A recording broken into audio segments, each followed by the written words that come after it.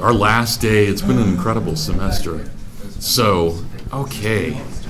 Good afternoon, barely by 2 minutes, everybody. I hope you guys are all doing well. Can't believe we've got great weather, and you've got finals coming up. You don't have to worry about that for this class, really, but you got finals coming up. And I hope everybody's doing well with their papers. Just remember to get those to me by the time you leave for the summer, and we'll be fine. So no worries, no rush on those. But do get those. Just don't let them interfere with your other grades, obviously. So you guys will all do fine in here. I'm not not worried about anybody. Maybe Andrew. But otherwise, I think everybody will have done well. So, yeah. You were supposed to respond. I was expecting like a bribe or a counter or no, I would never bribe you. I'm cooler than that. Oh, nice. I may not be any good at writing, but yeah, Italian, nice. Otherwise, blackmail. Blackmail, right. That would be scary. Anyway, no, it's great to see you guys. So let's. I don't really mind how long we go today. I'd like to go at least an hour, and if we want to go longer than that, that's fine too. But let's finish up. We've got a lot we've been talking about. There are a lot of themes in the book. I would like people to kind of, I think we don't have to do it systematically, but it would be great if we kind of went around the room. I would especially like to hear from those who had not read this before to talk about what maybe their views are of the book. You know, don't be hesitant to be a little critical if you want. We've pretty much had kind of just a love fest for Tolkien this whole semester. But, you know, every once in a while we've had a few things that we disagreed with or we thought maybe he could have done differently. So, you know, if those are the kinds of things that you want to think of too today, you know, I'll start out with just a couple of thoughts and things that I've said to you before, but I think warrant being brought up again as we end things. You know, I've argued this in print, and I've been challenged pretty strongly for this argument as well, but I don't care. I think I'm right. I think it's pretty amazing that when we look at The Lord of the Rings, I think we really are looking to the true successor of Homer and Virgil and Dante, and maybe Milton as well. I think that we're dealing with greatness here. This is not just some novel of the 20th century. This is a heroic romance, an epic, written, and especially when you consider that Tolkien begins his mythology in 1913 and is still not done with it in 1973 when he dies, and that to this day in 2026, not all of the mythology has been published yet. Most of it has, probably 95%, if not more, but there's still a few pieces out there we don't have. That's amazing to think that he did this, and that it took not only his full adult lifetime, but also the adult lifetime of his son Christopher, and we still haven't finished it. So this is comparable to what Homer was doing. It's comparable to Dante. In fact, if anything, Tolkien spent more time on his mythology than either Homer or Dante did. And of course, Homer's dealing with an oral tradition, and there are things that he can write down that have been around for a long time. Tolkien's making this all up. And that's incredible, to think about that. So I really do firmly believe that 500 years from now, people will read Tolkien. They'll read the Silmarillion. They'll read The Lord of the Rings in the way that we study Dante, and in the way that we study the Odyssey and the Iliad, and the way we study the Aeneid. I guess if you think about Virgil, though, when you put in the Georgics and you put in the Eclogues, he too is doing a lot. and clearly, it transcends everything his time. So there's something beautiful about that. But here's the second thing. So, and you guys can disagree with me. Believe me, I've the only time I've gone viral on the internet twice. And one of the times I went viral was with people telling me what an idiot I was for believing that Virgil and what I just told you guys. I got thousands of hate tweets, whatever you call them, for that. But I'm right. I'm just pretty sure I'm right. But again, it would be great to talk about. The other time, and I don't know if you guys have seen this, I don't think it's a big deal anymore, but there's a story going around, and I went viral for a bit. There's a story going around that Tolkien and Lewis dressed up as polar bears at the end of one of their parties, and that came from my first book, and I was wrong. It was actually Tolkien and one of his other friends, not Lewis, that dressed up as polar bears. But I thought, wow, I'm famous for something I messed up on. It's great. So that was pretty funny. But it seemed, if you guys know me, it's so true to form. Of course, I'd be famous for something I messed up on. It's great. So, okay, here's the second thing I want to say then. So first thing, I think that Tolkien really, really matters, and that this class that we've had has not just been an exploration of another fun novel, but has been about some deep mythology. But the second thing I'll say this about Tolkien, and again, I'm a little autobiographical about it, but I started reading Tolkien when I was 10, and I'm 58 now, and there has never been a time that he has not brought me comfort. And in particular, it's always Sam who brings me so much comfort. And thinking about my place in the world, and I told you guys, what, a week or so ago, that, if on my tombstone it said, "No onslaught more fierce was ever seen," I would love that. That would be great to be remembered that way. I hope that I've lived my life like Sam did when he took on Shelob. What greater compliment could we have of ourselves that we took this life seriously and did what we could with our 75 or 80 or 90 years, whatever it may be. That'd be extraordinary to be able to say that. But I really love just the words of hope that we get from Sam. And I shouldn't have done this because it violates my own religious rules. But some of you may know that my wife and I lost a daughter 17 years, it'd be 18 years that she would have been a freshman. That's weird. She would have been a freshman this year at the college. But we lost her 18 years ago. And Cecilia Rose was her name. She's buried across the street from where I live. But in the Mass, we actually had a passage from the Lord of the Rings read. And I only got away with that because my daughter had just died. They never would have allowed that otherwise. But this is the passage I had. And so this is on page 922, and I'm sure you guys are all familiar with it.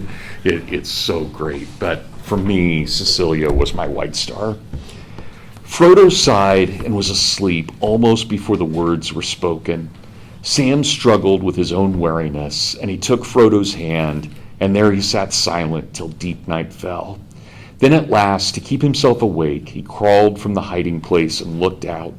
The land seemed full of creaking and cracking and sly noises, but there was no sound of voice or foot. Far above the Ethel Dwarf in the west, the night sky was dim and pale. There, peeping among the cloud rack, above a dark tor high up in the mountains, Sam saw a white star twinkle for a while. The beauty of it smote his heart as he looked up out of the forsaken land, and hope returned to him. For like a shaft clear and cold, the thought pierced him that in the end the shadow was only a small and passing thing. There was light and high beauty forever beyond its reach. His song in the tower had been defiance rather than hope, for then he was thinking of himself. Now for a moment his own fate and even his master's ceased to trouble him. He crawled back into the brambles and laid himself by Frodo's side, and putting away all fear, he cast himself into a deep, untroubled sleep. It's just, it's amazing in every way. And not only do we see Tolkien at his best in terms of his literary style, but imagine what he just told us. It's not about ourselves. When Sam was doing what he needed to do, and he was great, he's an elf lord, he's running around, he was still thinking about himself. Here at this moment, as he sees the white star, it's like, no, it's not about me. This is God's battle. This is not mine. I mean, I've been called to fight and to do what's right, but in the end, this is totally up to God in every way. And is that, for those of us, and I assume most of us are, given that we're at a Christian college, I mean, is that not the essence of Christianity?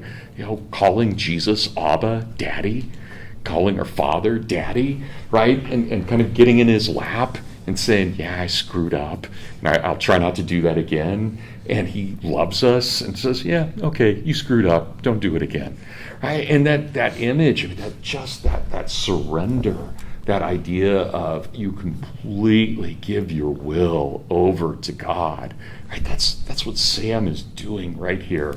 He's giving that up for hope, for the meaning of something greater than himself. And I love that idea that the white star, right? That white star, I just can't be touched by evil. No matter how bad Sauron gets, he could create smokes and reeks, and so we couldn't see the star, but the star would still be there.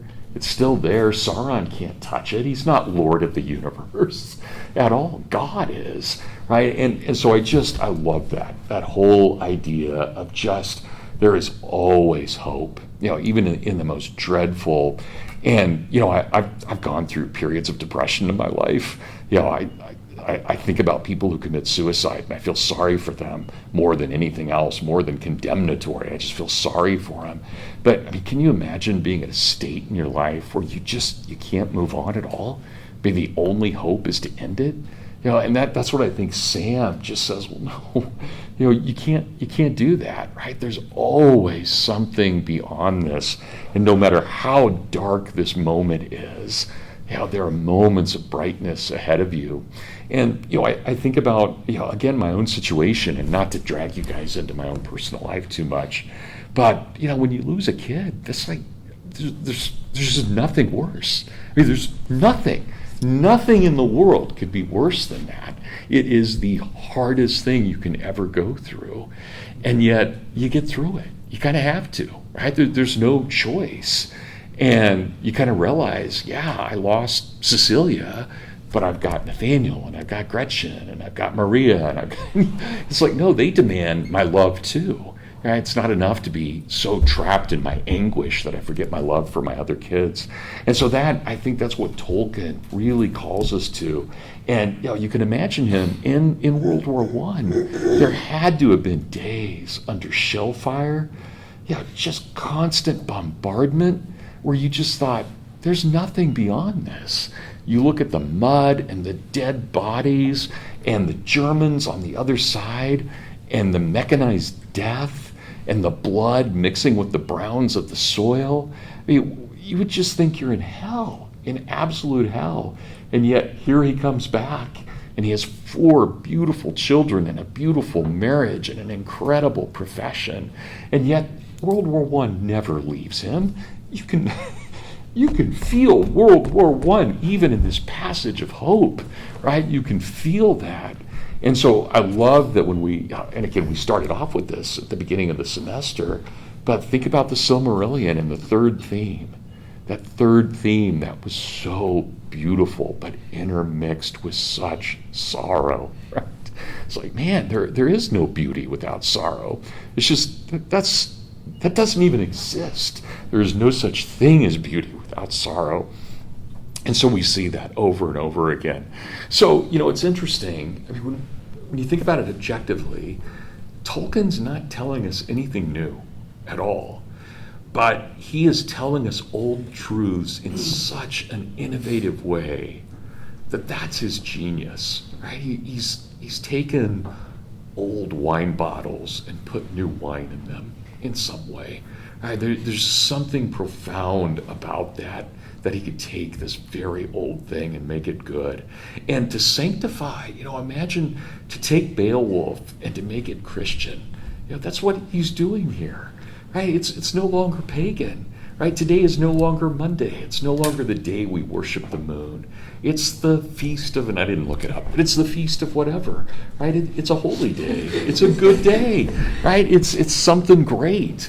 It's not the day we worship the moon, even though we call it Monday. Right? And that's what Tolkien's doing. He's taking these old things and he's making them good he's baptizing them. He's making them good for us. So I do get, and I've all my life, I've heard people tell me, oh, Tolkien plays with evil and he's demonic. And like, get a life. Oh my gosh.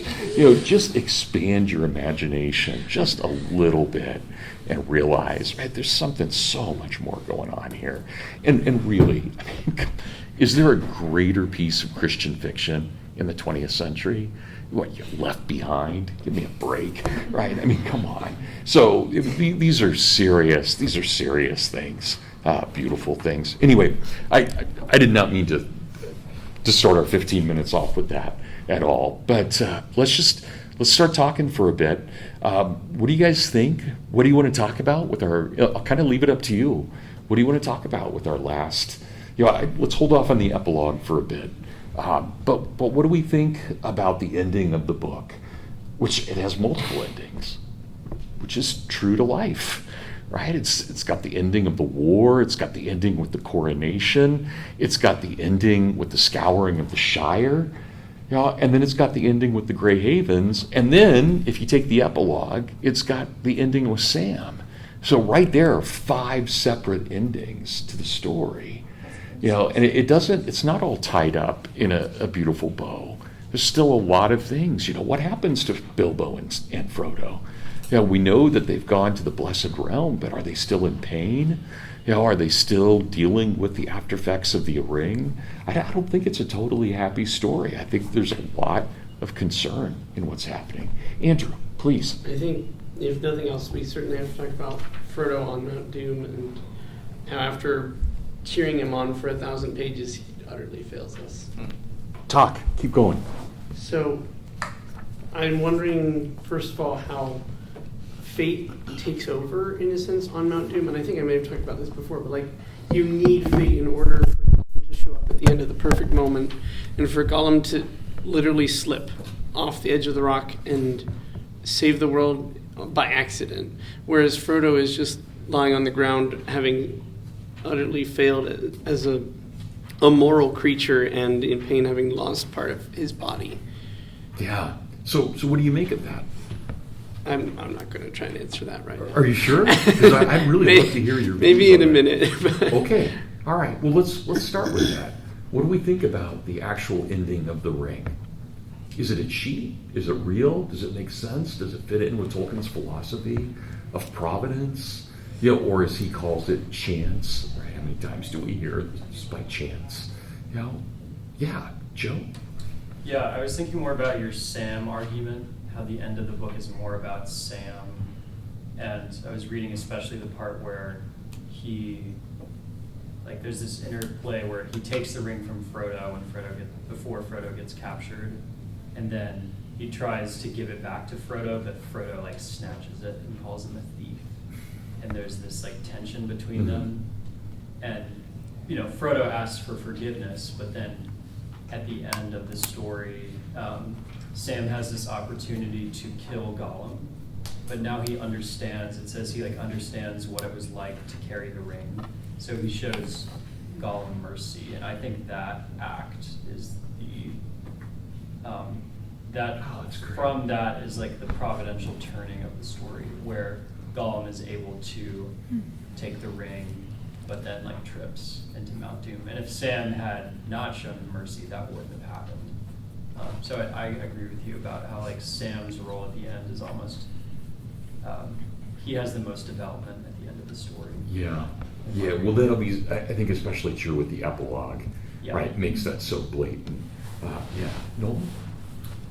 Going off of Joe's comment, I think also I think back to that scene on the stairs that we talked about maybe a couple weeks ago, where Sam does not show charity to Gollum, and that also seems to play into it, because without that moment, Gollum would not have continued pursuing them in trying to get the ring, and so that in a negative way, that keeps Gollum on this path of trying to take the ring from Frodo up till the very end. And so all of that, the pity and the lack of charity seem to play into where Gollum winds up. Okay, no, that's good. All right, what else, guys, on this? What do we make of the ending with the ring? Yeah, Andrew. There's also the almost prophetic statement that Frodo makes when he originally takes the promise from Gollum. And this is when we first meet Gollum and he's making the promise. He says something like, "If I should, while wearing the ring, command you to leap even from a chasm even into a chasm of fire, then you would obey me," because of the promise that he holds. And it's not clear at all like what happens, right? It's told from Sam's perspective. And so I wonder whether or not there is this sort of aspect where Gollum, by taking the ring, incurs this curse upon himself that Frodo has already spoke would befall him. So do you see that playing out? Do you think Tolkien meant for that to be a playing out of the curse? I mean, I don't know whether or not it's an intentional playing out of curse necessarily, but it certainly is at least a foreshadowing, and Yeah. I would Okay. say it's fairly obvious that that's intentional. Yeah. Foreshadowing. I'm not certain whether or not I would say it's actually a curse, but I think that that's certainly, as I said earlier, like a legitimate reading of it to say that Right. it's a sort of Right. curse. Yeah. No, that's good. Let's think about Tolkien on this too. So Tolkien didn't write much about Gollum in his letters, but he writes a lot about Frodo. And one of the things he says, and I remember the first time I read this, I was kind of shocked by this, but as I get older, it makes more sense. He makes the statement that when Frodo fails at the end, that's not his fault. That is, God never gave him the grace to resist the ring in the final temptation. That just wasn't part of God's divine plan. But where Frodo sins is after the ring is destroyed and they're sitting on the rocks and Frodo thinks it's all over. Right? He's lost all hope at that point. That Tolkien said that was a serious sin. But Frodo failing the ring was not. So what do you guys think of that? Colson? I know you raised your hand up before I asked that, so. I was going to say this to me is one of the landmark events that kind of baptizes the story, and it kind of turns from a pagan story into a Christian story, because it's probably the most obvious kind of representation of Tolkien's catastrophe, where if Frodo had done it by his own strength, there wouldn't have been divine providence turning a catastrophe into something that glorifies the creator. Mhm. And so this to me is just the most obvious symbol of Tolkien. And it's funny because it's the part of the story that's most often criticized by Christians, but what I'm saying is that it's actually one of the elements of the story that actually most Christianizes it. Yeah. It's pretty awesome thought. Yeah, good. Okay, anybody else? Andrew, are you ready to argue your claim yet?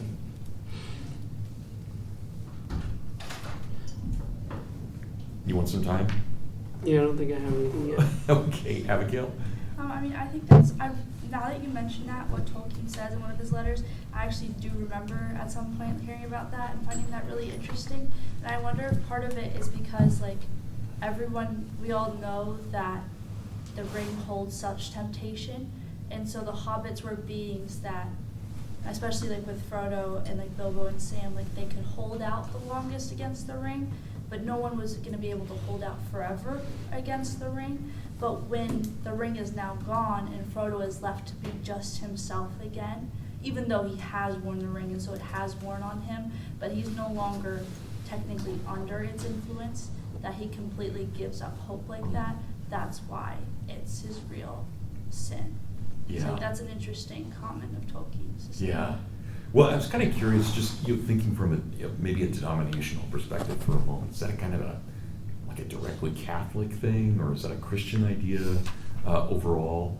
Is it specifically Catholic? I'm asking, this kind of loss of hope being a sin, or would we see that elsewhere? I don't know. I'm asking in all honesty. That's not me playing devil's advocate. I'm just genuinely curious, because there is something about it that does seem very Catholic. But okay, Cecilia. As an Anglican, I could get behind that for sure. Say that again. As an Anglican, I could get behind that idea for sure, loss of hope being a terrible thing. Okay. Yeah. So not just a Catholic, but maybe. Okay. Good. Magdalene. Well, to me, that quote is very reminiscent of a passage in Catholic Seminar dialogue, where essentially Christ, in his dialogue, says to Catherine that Judas's sin was not the betraying of his Lord, but his despair, and that the unforgivable sin is rejecting the mercy of God and thinking that your sin is greater than God's mercy. And he essentially says that was the point that Judas screwed up, was when he despaired of God's mercy. Yeah. So that the wording is actually very similar. Yeah. I like that. your sin is greater than God's mercy. That's a great way of putting it. Yeah, yeah. By the way, you guys, I know I've told you before that Magdalene, I've known her since she was born. I was there at her birth, but she's I was literally in the next room when she was born. I was not in the room, but I was in the next room. But she's the god sister of our Cecilia who died. Her parents are the godparents of mine. So I just have to point that out. So all these connections here. It's great. Good. Let's see, Joe. Yeah, I think it's so symbolic that Frodo's finger is still stuck in the ring when Gollum falls over the edge. I guess the image in the movie is seared in my head, which is just not right at all, about like Frodo pushing him off the edge. But yeah, the fact that Frodo's finger is still like possessing the ring till the very end is kind of a dark image, I guess, and one that's more despairing. It seems to fit with his last words, like this is the end of all things. So he's still like attached to it, even when it goes into the fire. And yeah, I agree. Like, I think the fact that he experiences the ultimate despair is very Christ-like. Yeah. This is like, my God, why have you forsaken me? Mhm. That definitely seems to Yeah. scream like he thinks there's nothing else. Yeah. Yeah. So that is that feeling of like utter despair at the very end. Yeah. Well, and also, it's a really creepy image that Gollum bites the finger off. You can imagine Gollum would not have the cleanest mouth. So like, that's just like really, at every level, that's really disgusting. So, yeah. Yeah, Amelia. It kind of just makes me think of the concept of like a severe mercy, though. Mm. Like there is something very human in Frodo's inability to give up the ring at the very end, and like in a very strange way. Like Gollum cutting his finger off was like the severe mercy that he needed to like carry out what he was supposed to do. And like yes, he fails in that moment, but he also persisted all the way there. Mm. And Yeah. I think that it would be a shame to forget that. Yeah. in the Yeah. next one. Yeah. No, that's very good. Very good. Andrew?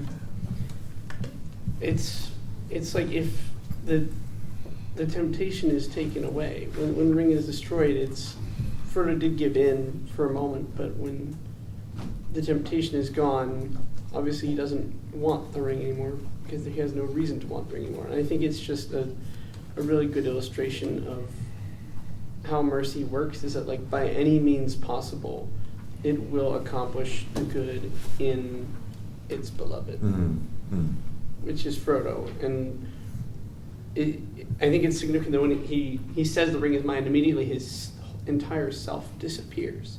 Like he's erasing his own identity and he's taking the ring. But then like mercy, somehow in the form of Gollum, like forcibly gives his self back and bites off the ring and makes him appear again to himself. It's well stated. Really well stated. Okay, anybody else on this? Yeah, Zealand. I am inclined to give Frodo a little bit more leniency when he's kind of in despair at this point. I think it's kind of understandable. He doesn't know he's going to get saved, and they've been through so much in his journey, especially in Mordor, to kind of lend to the fact that he doesn't think he's going to make it out. And I mean, even when we talked about when Sam thought Frodo was dead and he was giving into despair and he almost wanted to commit suicide, like that's almost understandable just because of the love they had and just the despair that he felt. And even Sam here, he doesn't give into that despair he gave in before. He kind of brings hope to Frodo and says, well, it does seem hopeless, but let's at least walk outside of the cave. And I think that's beautiful. Thanks, Zealand. That's great. What do you guys think of the Eagles coming? Yeah, Andrew? I forget who said this or whoever just said. Okay, Dante, no. But no, so Gandalf brings 3 eagles. And maybe it was you who said this at one point, but that he brings the 3rd eagle for Gollum, and Gollum's not with him. And I think that this is actually portrayed in the movie really well, because the 3rd eagle stoops down, but then flies away without picking anything I didn't remember that. Yeah, or maybe it was a friend back home.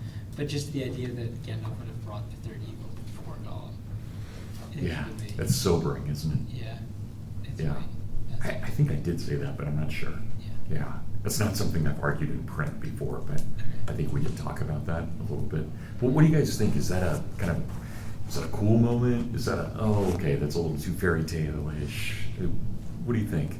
The eagles showing up like that. Remember, the eagles are the messengers of Manwë, right? So we know that they've been blessed by Valinor, that they show up, right? That there's a connection to the Silmarillion at that point. Margaret? It kind of speaks to Frodo's own despair in the moment because he doesn't think it's going to happen, and then it happens anyways, and it's like divine providence is intervening. So like as the reader, you're kind of like with Frodo, like that didn't make much sense. Like the eagles just kind of appear. It's like a kind of Deus Ex Machina thing, like solving all the problems. So I think it kind of speaks to, in some sense, Frodo's despair does make sense, and you can't really condemn him for that. But also like, you just let Frodo die like that. And Sam. Yeah. So, like, That would be a horrible way to end the story. Yeah. Right? It would be horrible. And the lava got them. Okay, Josh? If I hadn't read the Silmarillion first, I would probably think it was cheap because I wouldn't really know all the background of who even Manwë is and what is going on with Valinor. But I was thinking about it in terms of like at the crucifixion, right? Like that was a moment where like right after the greatest moment in the human timeline, like the veil between like heaven and earth was torn, right? And there's sort of that of like coming out of the West into Middle Earth, and like this is the moment. If there is going to be a Deus Ex Machina, it's very justified because, again, like the veil's being torn and we have heaven coming to earth to help out in this most critical moment of need. So just having the background of the Silmarillion gave that beauty. Whereas, I'd only seen the movies before, so I always hear the stuff about like, why didn't the Eagles just take them to Mount Doom, right? But like, you don't get the beautiful story and the symbolism without, the complete picture. Yeah. No, well stated. So let's think, it is interesting. Like, there are a couple of, I don't know how we want to call them, manifestations of God or Valinor or whatever it may be, because it's not always God, right? It could be Manwë, it could be Iluvatar. But we've got Gandalf returning as the light. We have the eagles showing up. But then remember, we also have when Saruman dies, very importantly, he's rejected by the West, right? He's just annihilated. So interesting that we have, and there may be more, maybe I'm missing some, but those would be at least 3 manifestations of the divine within all of this. And they range from the eucatastrophe to the absolute, the annihilation. That I know we've talked about this, but the annihilation of Saruman, I find one of the scariest moments in the story. That even hell wouldn't want you. There's just something really horrifying about that in some way. So, yeah. I was just going to say, the eagles have always reminded me of that verse in Isaiah 40 that says, those who hope in the Lord will renew their strength and mount up on wings like eagles.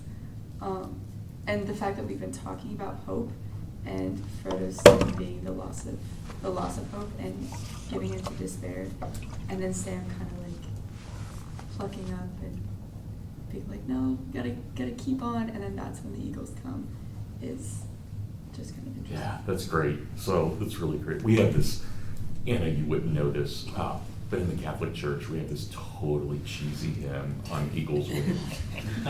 It is one of the most. The lyrics are fine, but it's just it sounds like a romper room song. Rinky Dink.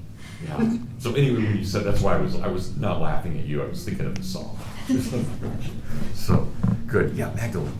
This is a little thing, but I like the parallelism of the first time that we see the eagles appear in this story with Bilbo back in The Hobbit, when they're in the pine trees and they're surrounded by the orcs and the wolves.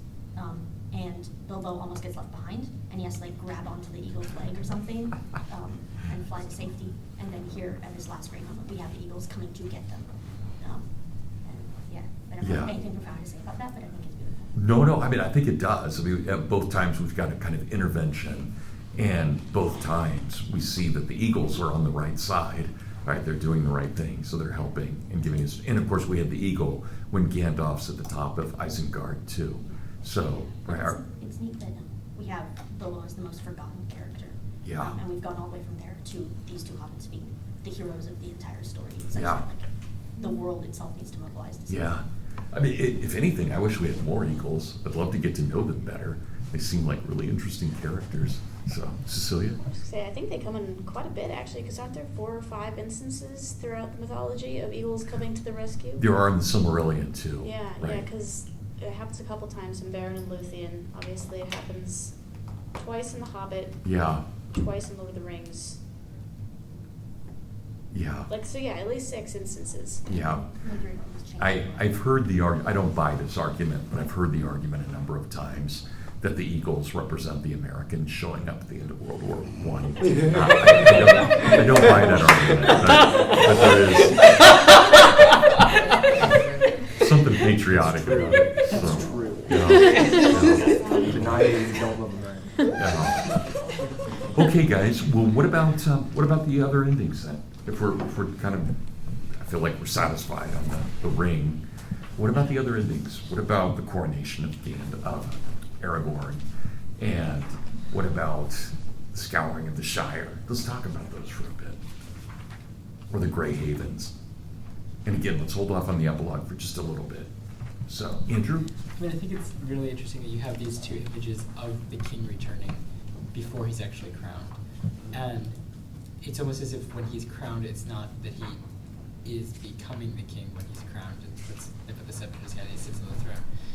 But it's that he sort of is, it's publicly identifying something that's already taken place. And the two images that you have of this having already taken place are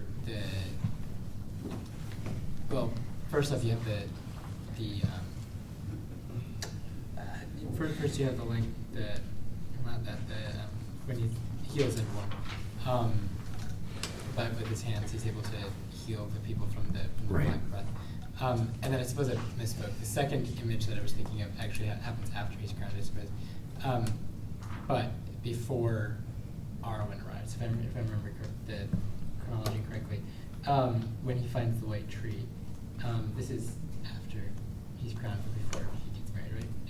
Am I mistaken? Yeah. So yeah. Anyway, so that then being the image of the continuing of the line that's yet to come. Yeah. So I think that those two images of like he steps into the roles that are already part of who he is. I think that's really fascinating. Good. What do you think? So, and I know Cecilia's writing about this, so I'll ask you in particular. What do you think about the notion of kingship with Tolkien? Okay, well, the argument I made in my paper was that Tolkien's, like his core trait required for a good king is one who has hope. Surprise, surprise, it's all over the place in Lord of the Rings. The examples I looked at were Aragorn, Theoden, and Saruman. I was just noting how Aragorn is hope, basically. He's the embodiment of hope throughout his entire journey. Never wavering, always pushing onward, inspiring hope in others, bringing hope to the people of Gondor.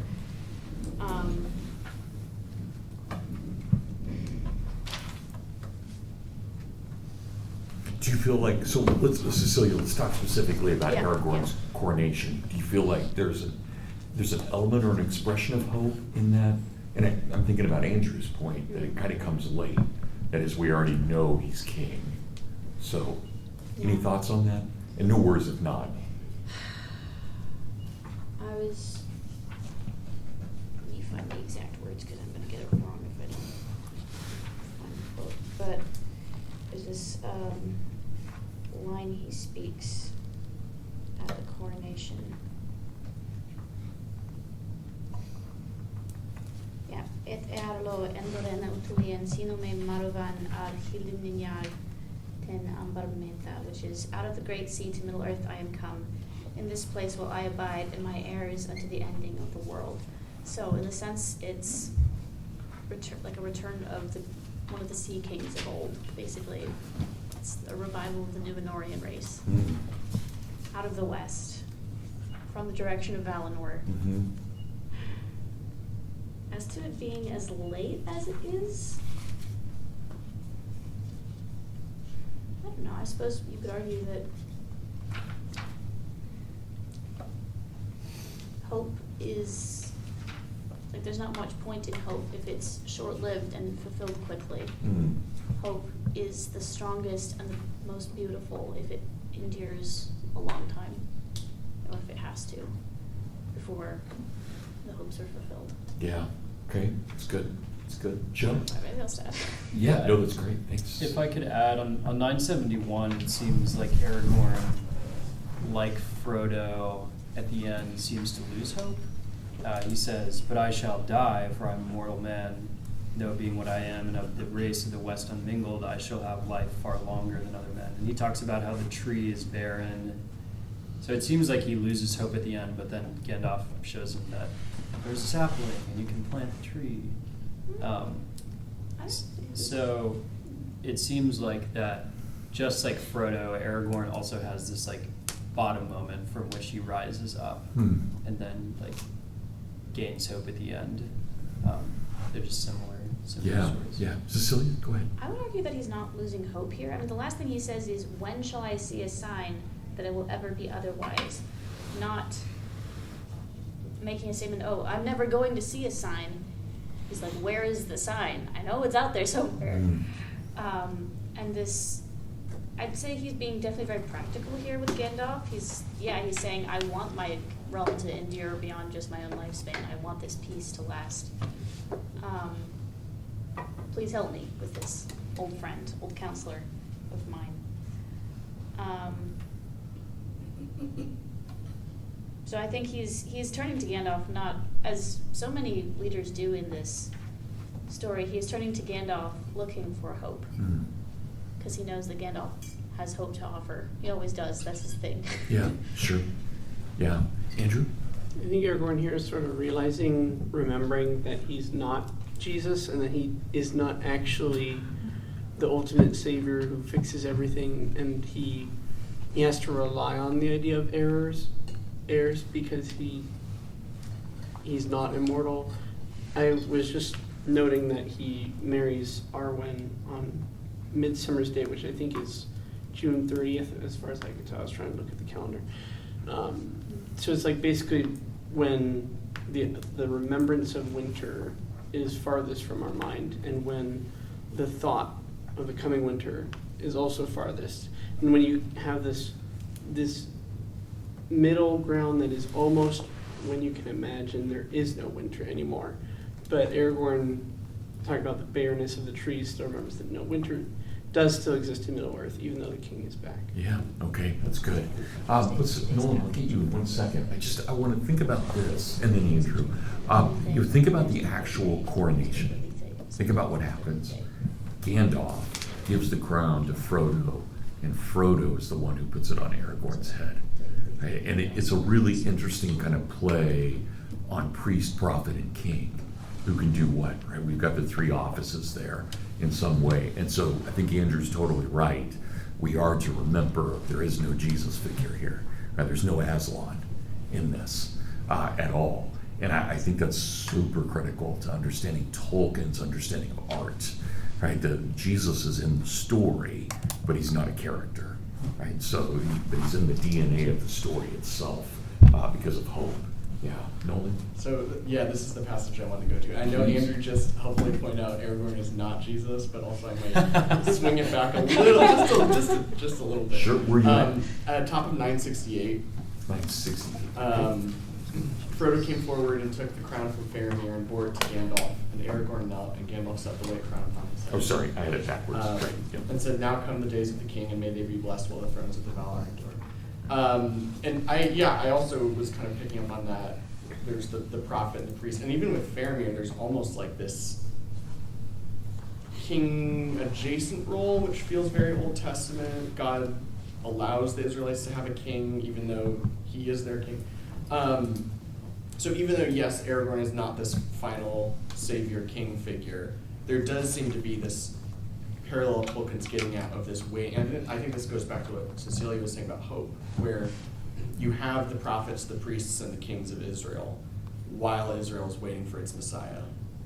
and that's part of that progression to get to the Messiah. And then finally, of course, Christ is his kingship is fully realized in his ascension.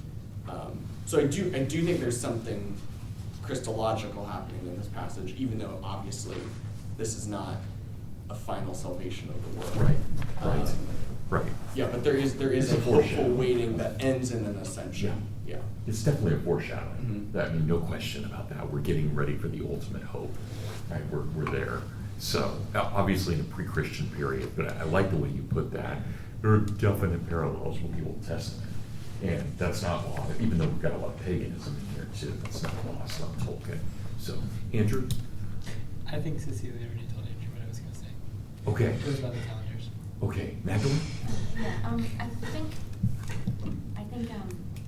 I don't remember which name, but Aragorn's name does mean hope in one of the Elvish versions. I think the part that's used in the prophecy, I don't remember. So you see this really cool thing, especially out throughout the Two Towers, when people keep talking about hope, and Aragorn's like right there. Mhm. It's really funny, actually. Yeah. But yeah, his name, when you talk about this name, but his name does mean hope, even though the Aragorn name doesn't. That's great. Good. Okay, anybody else on this? All right, let's talk about the Scouring of the Shire. And I'll throw something out for you Peter Jackson fans. Is it even possible to tell this story without the Scouring of the Shire?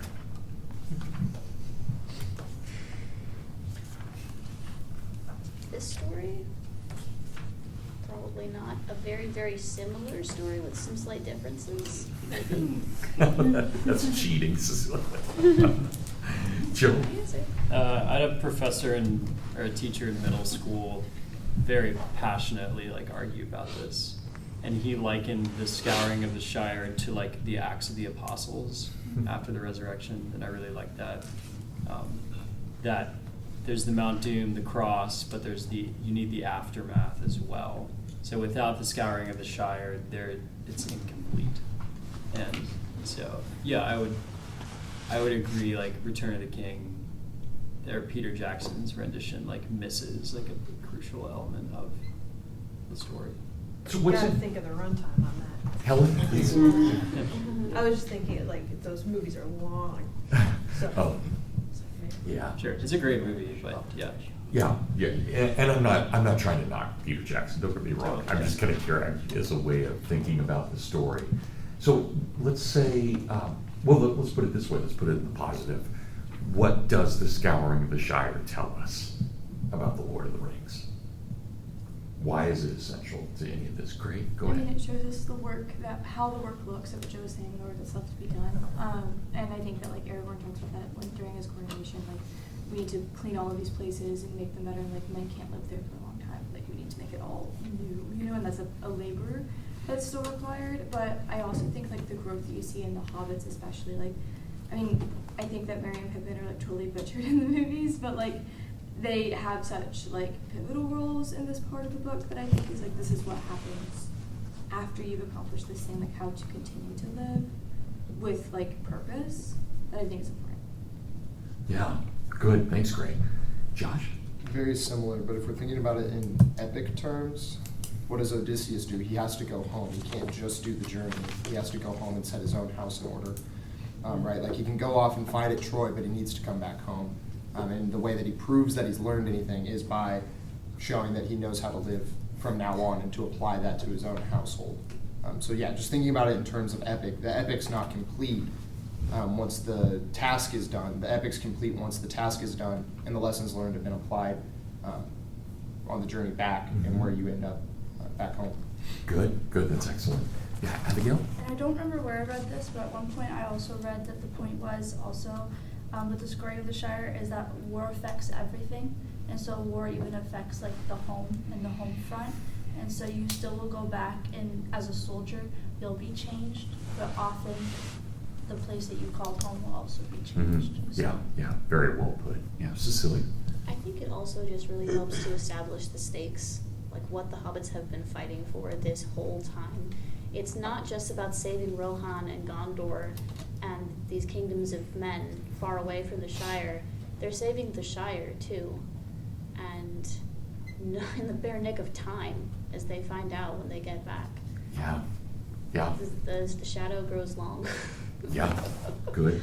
Nolan, did you want to make a comment on this? Just what Josh was saying, the very Odyssean kind of Yeah. ending, and I think we even see that with the fact that you have, I mean, you have death, right? Like Odysseus comes back and executes the unloyal, well, the suitors, but Yeah. even the servants who are unloyal. And so I think there's that tension there where Frodo doesn't want, he says, we don't want, we can't kill hobbits, right? But hobbits die in this. And I guess the question I had, maybe other people have thoughts on, is why is Frodo so, like throughout this chapter, he's so set on, we can't be killing if we don't have to. Yeah, I'm just kind of curious Yeah, what's going on. yeah, let's throw that out. That's a great question. And one I was gonna go to, so I think it's great that we do that. Andrew? Yeah, briefly, just to go on to Abigail's point. I think situating this within the context in which it was written is also really important, because Tolkien saw, not exactly this, but he saw this very similar effect where it's not just the warring armies on the front lines who are damaged. War has real consequences across the entire, world, and it's often it's even people who seemingly had nothing to do with it who are harmed. I mean, there's the Blitz, and you never knew when there would be a bomb coming through your roof. And so I think that's an important aspect for Tolkien specifically to include, is that more global picture of war. Okay. That's great. So 2 questions that I want us to think about for a bit. First of all, let's talk about Nolan's question. Why is Why is Frodo such a pacifist at this point? What's happened to him? And I want to suggest that I think he's suffering from post-traumatic stress syndrome. I mean that seriously. I think there's something going on with him in a way that it didn't affect Merry and Pippin and Sam.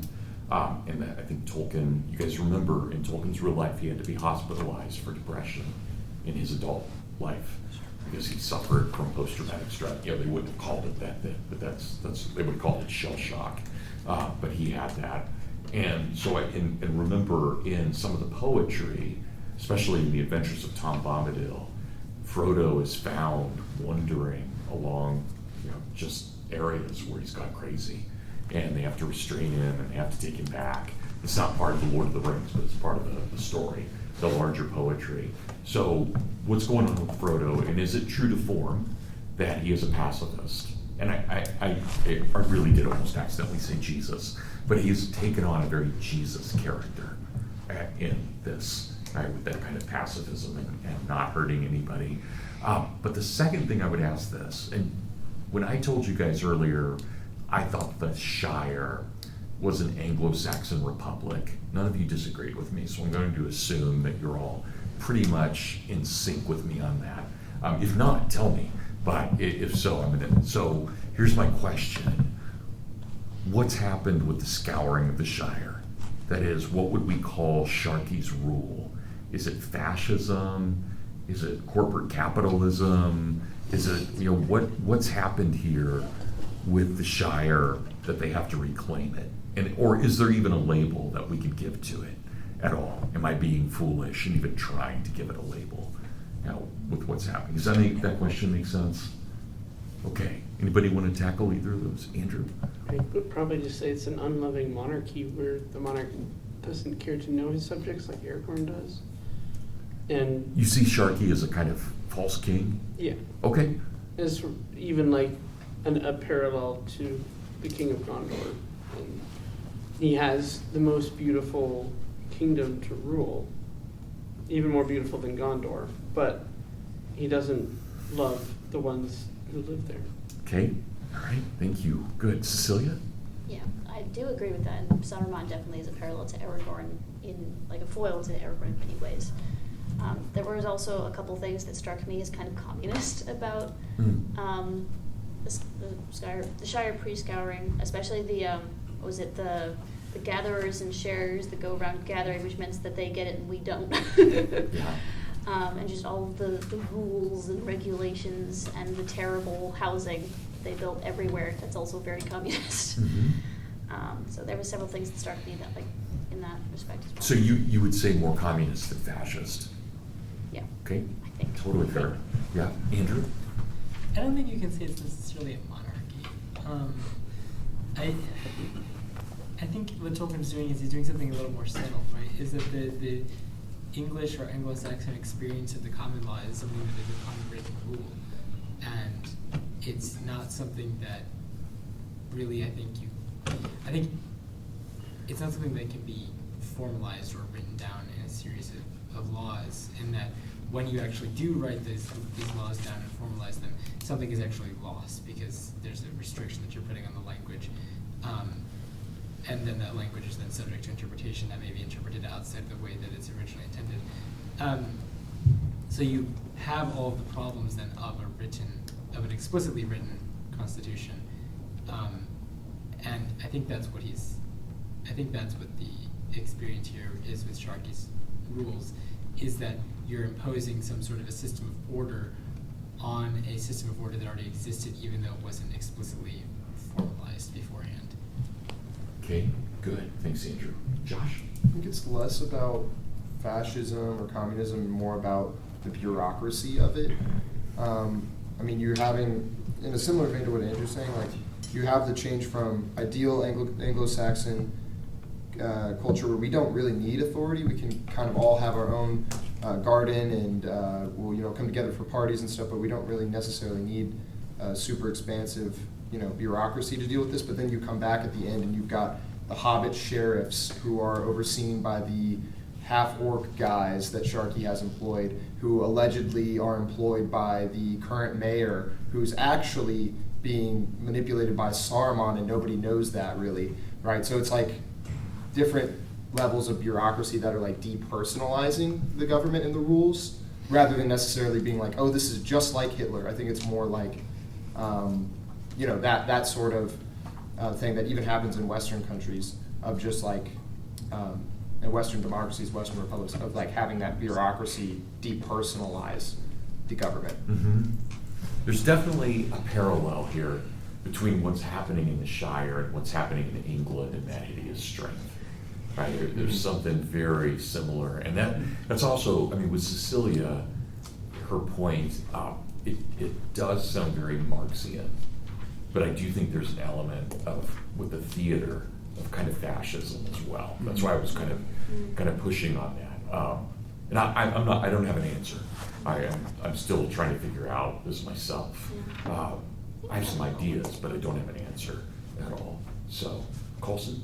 I don't know if you can tell me where Tolkien says this, but I've heard before he says, I see a lot less Saurons around me and a lot more Sarumans, and he kind of parallels Saruman to your typical atheist businessman, and I think if we understand Saruman in that way, then this story becomes a lot more applicable to our lives, where we might not see this great floating eye that's dominating everyone's lives, but we do see a lot of people going around and spreading discouragement and kind of destroying familial communities. And then that also connects to, which I had never thought of, this beautiful understanding of the Scouring of the Shire as kind of the Acts of the Apostles, us seeing almost this microcosm within a microcosm, a story that inspires us even further than the grand narrative because it's a little bit more relatable. And by placing Saruman kind of at the crux of the whole story, I think it accomplishes that even better. Mm-hmm. Oh, that's good. And Coulson, your reference there, that's a speech Tolkien gave in 1958 in the Netherlands, where he says, I look east and I see west, and my fellow hobbits, I tell you, I see no Saurons, but I see many Sarumans. Yeah, that's good. Good. Magdalene, did you have anything? Well, honestly, to me, a lot of the Scouring of the Shire kind of reads like 60s and 70s BBC political satire. And it reminds me a lot of, this seems to have been, as you mentioned, that hideous strength. It also reminds me a lot of Chesterton's The Flying Inn. This does seem to have been kind of a pervasive idea that, and you have this, with literally they have, the Green Dragon being shut down, things like this. Green Dragon, which is whichever pub they have. Yeah. Yeah. Fellowship. You talking about? No, Sorry. in Sorry. the Shire. Yeah, they actually, in Flank too, the pubs are shut down. And this kind of idea that you have these little hearts of English community that are being destroyed, and like the idea of the gatherers and sharers taking your money and then building terrible housing, like that's kind of just taxes. So I don't know. I think you can see a lot of Saruman and maybe Yeah. less Saruman here. Yeah, I wonder, would it be fair to say that there's just a lot of tyranny going on? So maybe some of it's fascist, some of it's communist, some of it's bureaucratic. Because I also thought, especially with the closing of the pub, it sounds like Cromwell, right? There's a kind of Puritan element in that Tolkien would not like, right, at all. There's an anti-Puritan element in it too. And it feels like this could be England in the 1640s, right, with the Puritans taking over, maybe. So anyway, it's just a thought, but Nolan. Saruman being at the center of all of this conspiracy also makes sense to me, because I think what we get here is, regardless of what the politics are, is a tyranny of technology, and so no longer are tools and technologies being used for the service of the people, but there's this inhumane domination of the technology. So you have the smoke filling the air, and then even, I can't remember what page it's on, but there's that bit, I think it's Merry or Pippin, say something about like, we're not using roads, we'll walk wherever we want. So even this idea of roads, which should be like at the service of neighbors getting to one another, has become a tyranny. So I feel like something that seems to be very central here is how technology can dominate the human instead of the other way around. Yeah, no, that's really good. Who else had their hand up? A couple other people, I think, did, right? Anybody? Abigail? I had mine. I was just gonna make the point though that there's something that I just remembered is that hobbits are not like a warring people. They're very peaceful. But then through this though, they like you were saying that Frodo doesn't they do have to take lives. They have to kill. They have to wear weapons and bring them along with them. And so that there's just something lost. There's an innocence lost. Yeah, definitely. Well, okay, how about this, guys? So let's just, again, I want to get to Sam in a moment, but let's just talk about Frodo. Why is is my explanation enough that he's suffering from post-traumatic stress syndrome, or is there something else we're supposed to read into this about him being such a pacifist at this point? Seelan? Maybe, I'm not really thinking about the pacifist, but just kind of Frodo's condition after the ring is destroyed. It seems like, how I'm reading it is he's grieving over a loss, even though it was a loss of a bad thing. It was something that mattered to him in a twisted way. And so he gets sick over it, and he's just, I don't know, I read it that he's grieving this whole time. Okay, all right, good. Yeah, Abigail? And also he can't really heal. He already had that knife wound from the beginning that Elrond and Gandalf told him he never really healed from. Yeah. And then because of all the time he spent with the ring, is that other hobbits like Merry and Sam and Pippin can come back and get back into daily life, but Frodo's witnessed too much in a very deep, innate way that he really just can't go back to normal life. Yeah, that's good. That's good. Cecilia, did you have something on this? No? Okay. Well, let's finish this up, guys. This has been a fantastic semester, and you guys have been wonderful. You're really wonderful. I've enjoyed every Monday. Look forward to it every Sunday. In fact, I get to spend Sunday afternoon rereading Lord of the Rings to get ready for Monday, and we have these great conversations. And I don't know if you guys have seen, it's actually amazing how many people are listening in on our conversation on YouTube, because I posted them all at YouTube. And it's actually kind of shocking how many people have it. I've even gotten personal emails I feel like I'm in your class, and and I've gotten to know you. This is kind of creepy. I've gotten to know your students really well. But let's finish up by let's talk about Sam. And I want to start by, I don't want to get quite to the epilogue yet. I will in a moment. But let's just look at Sam in the normal story for a moment. And I want to throw this out. You guys can agree or disagree with me on this. Remember Sam, when he had the ring, he had the vision of being the master gardener, and he threw it away. Didn't want it. But in the end, isn't that exactly what he became? He becomes the gardener of the Shire. and the year 1420 is the greatest year ever. Even the kids are born blonde, right, in the Shire, right? I mean, so for the brunettes in the room, yeah, maybe you don't like that. But what does that tell us about Sam, and what's Sam's role in all of this? And if you want to bring in the epilogue too, go ahead. But I'm just kind of curious, what do we do with Sam? Is he not only the hero of the story, is he actually the real king? Is he the true Lord of the Ring in the best way? Does serve as mayor for like 50 years. Yeah, Cecilia, go ahead. We know that from the appendices too. Yeah, I was actually thinking Not there's just the epilogue. Yeah, there's a little bit at the end of the chronology in Appendix B. I was actually wondering if we could read at some point in class, just because it has so many little Go for lovely it. Yeah? Yeah. Okay. Yeah, of course. Absolutely. I think I have it marked. Of course you do. I came prepared. Okay, later events concerning the members of the Fellowship of the Ring. This is in the Shire Reckoning. 1422. With the beginning of the year, the Fourth Age began in the count of years in the Shire, but the numbers of the years of the Shire Reckoning were continued. In 1427, Will Whitfoot, the mayor of the Shire, resigns. Samwise is elected mayor of the Shire. Peregrine Took marries Diamond of Longcleave. King Elisar issues an edict that men are not to enter the Shire, and he makes it a free land under the protection of the Northern Scepter. In 1430, Faramir, son of Peregrine, is born. In 1431, Goldilocks, daughter of Samwise, is born. In 1432, Meriadoc, called Magnificent, becomes master of Buckland. Great gifts are sent to him by King Eomer and the Lady Eowyn of Ithilien.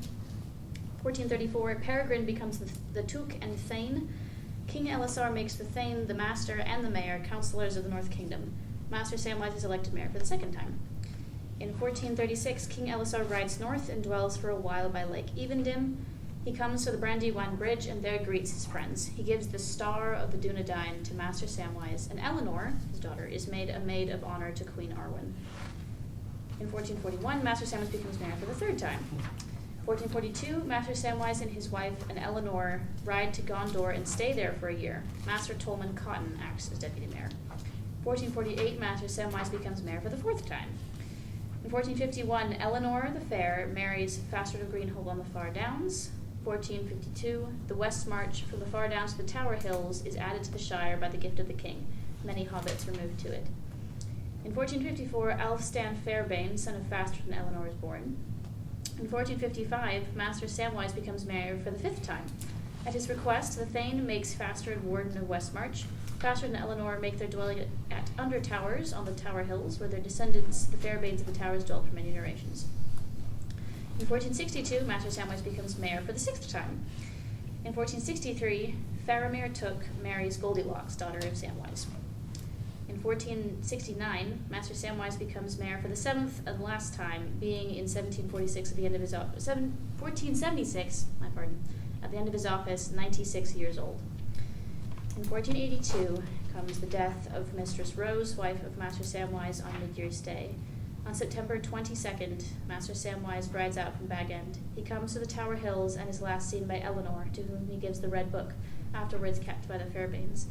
Among them, the tradition is handed down from Eleanor that Samwise passed the towers and went to the Grey Havens and passed over sea, last of the ring-bearers. 1484. In the spring of the year, a message came from Rohan to Buckland that King Eomer wished to see Master Holdwine once again. Meriadoc was then old, 102, but still hale. He took counsel with his friend the Thane, and soon after they handed over their goods and offices to their sons, and rode away over the Sarn Ford, and they were not seen again in the Shire. It was heard after that Master Meriadoc came to Edoras, and was with King Eomer before he died in that autumn. Then he and Thane Peregrine went to Gondor and passed what short years were left to them in that realm, until they died and were laid in Rath Dinen among the great of Gondor. 1541. In this year, on March 1st, came at last the passing of King Elisar. It is said that the beds of Meriadoc and Peregrine were set beside the bed of the great king. Then Legolas built a grey ship in Ithilien, and sailed down Anduin and so over sea, and with him, it is said, went Gimli the dwarf. And when that ship passed, an end was come in Middle-earth of the Fellowship of the Ring. That's great. Thanks for reading that, Cecilia.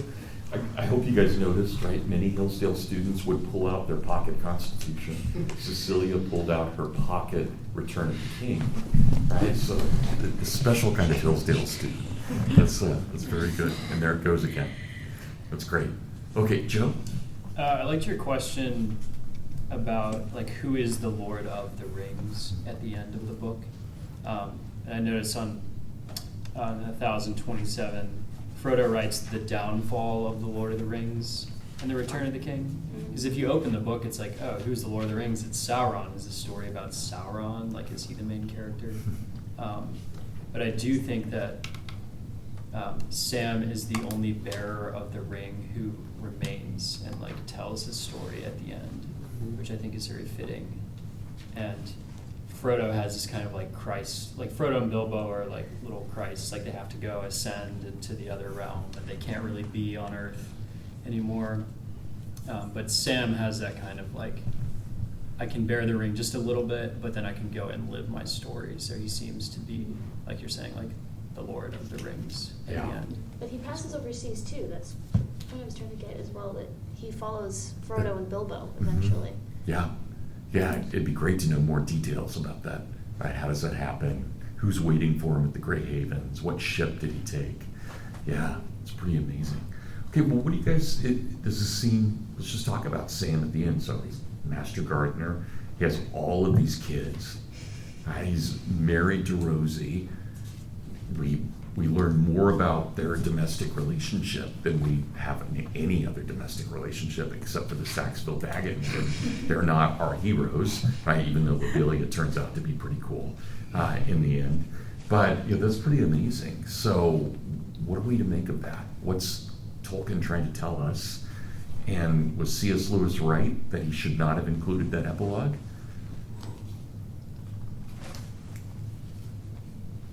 You guys all get a chance to look at the epilogue? The two different versions. Yeah, Abigail?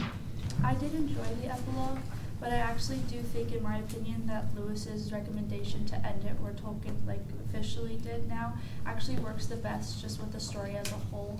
Because like we've talked about, there are multiple endings in the story, and then the epilogue, though it gives us more information and more of an insight into Sam and like that domestic life with his family, it almost drags it out a little bit too long.